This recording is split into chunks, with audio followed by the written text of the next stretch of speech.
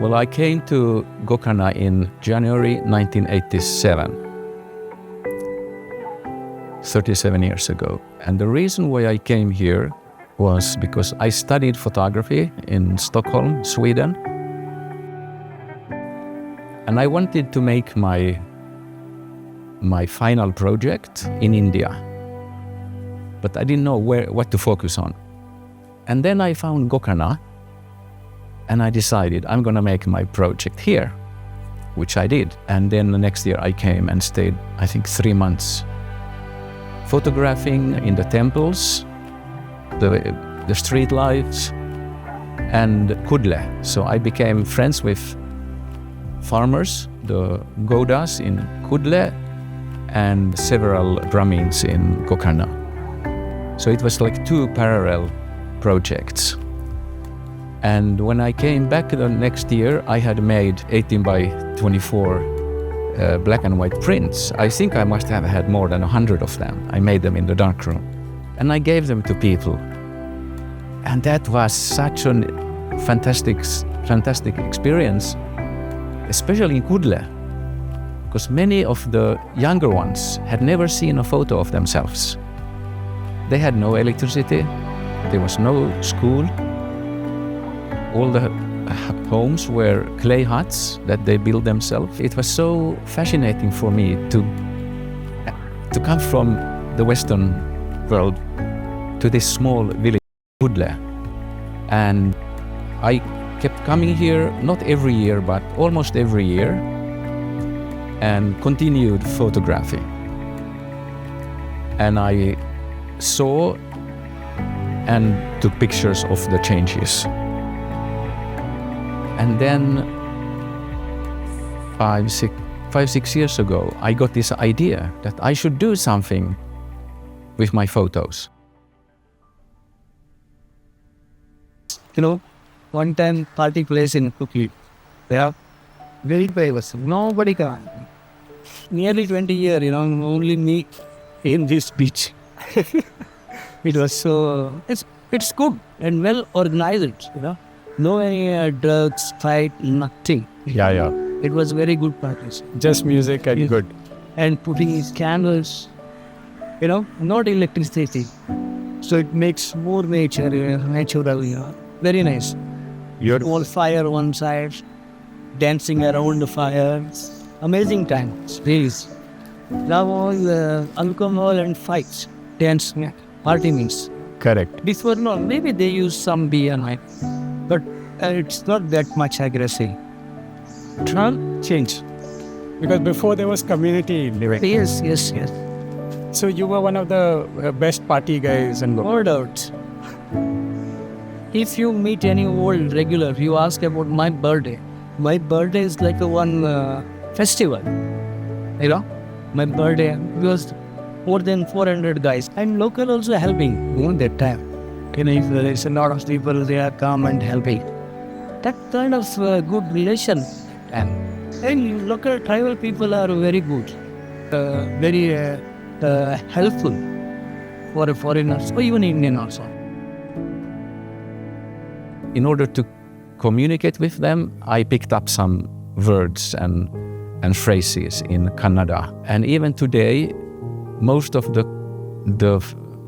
Kudle people speak better English than I speak Kannada, because they started to open chai shops and guest houses. So I did not use my Kannada very much later. And nowadays, I use it as much as I can, but it's like maybe 20 or 30 words that I remember. So I use them whenever I can, especially when eating. So I say words like "Niru beku," I want water. Or when they give me more food, I say "Bada, I don't want." "Bara ruchi," it's tasty. They love when I say that. And then I say "Pote tumbatu," my stomach is full. Oh, they crack up. They laugh so much. They really like when I say these few words. So it created a friendship that I still can feel is there. When I come here, people remember me and they say hello, namaste, Harry. Hari, they say, Hari. And the nature, of course, is so wonderful. So in the combination of the people, the culture here, and the nature made me really want to return here year after year. In Gokarna main beach, there was a group of Indians. They take the ice cream, then they throw all the paper. Near there is a dustbin, but they don't throw that. One couple was there. Then they asking them, "You love India?" to these boys. They said, "Yes, I am Indian. I love India." Then they showed them the paper, the ice cream pack. And they said, "What happened? This is the rubbish." "Yeah, if you are love your country, why you are throwing this here? There is a dustbin. You throw there, Keep healthy, beautiful your country, This is a small thing. You show love about India, about your country." I always remember this situation, this incident. It was so fun. They feel very shy, and shame also, No, because the side effects with the tourism, it's huge, it's not repairable, it's just damaging. I mean, if you have the tourists who taking care and what they're calling ecotourism is not possible actually. With city people, they don't know nature, they don't know how to behave and how to respect. There's an ecotourism going on now to the waterfall, where I've been for many, many years. If I see the trek up to there, plastered with all bottles and plastic and I don't know, then I can tell only keep the tourists out of the forest, keep them out of the jungle. They have nothing to do.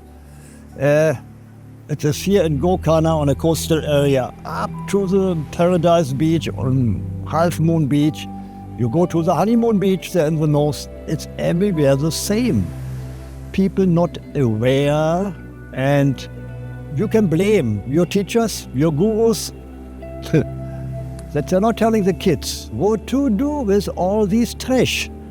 Just not only keep on snacking on these potato chips and just let it falling wherever you're standing. Please take care. I mean, we're harming only ourselves here.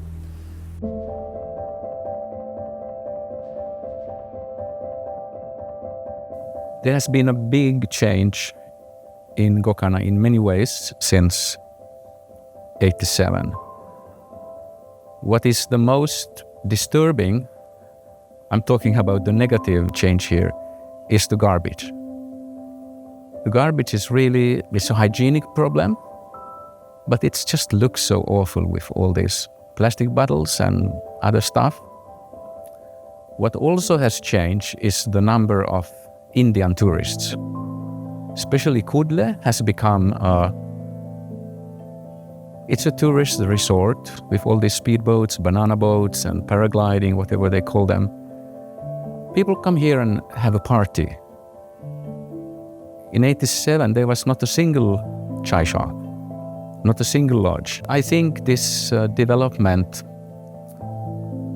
or the change from the charming Gokarna that was so genuine and wonderful has become something totally different. And it's disturbing for many. So we'll see what happens. Now they are building the bridge over Gangavali River is almost finished, but no cars can go up there. They are building so many new guest houses, lodges. Roads are wider now. The parking lot, they're just now expanding the parking lot by the main beach. So how will Gokarna look like in just a few years? 5 years from now, 10 years from now? It worries me, because the change, everything has to change. You can't stop the change, but the change here has been so brutal, with no respect to the nature, not respect to the local people. People want to make money. And everybody wants to make money because you can make your life more comfortable with money. But you have to take in consideration the consequences. And that is, many people don't think about it. Do you think it's sustainable? No, I don't think so. When I talk to the locals, it seems like when I ask them the question, several locals here, educated people, well-spoken, I ask them, do you see any positive development or a chance for a positive development of these problems in Gokarna? They all say no, they can't see it. And those activists, the groups who are trying to make something here, they are mostly Westerners. And I think it is the infrastructure that has to be changed. And who is going to change that? It's the politicians. And if the politicians don't change just the simple thing to have garbage bins who are emptied regularly. There are a few garbage bins, but they are not emptied all the time. And then more people to clean, maybe have signs. And I don't know what is possible to do, to give a fine to people who throw something on the ground. I don't know how to do it, but not much is done by the politicians.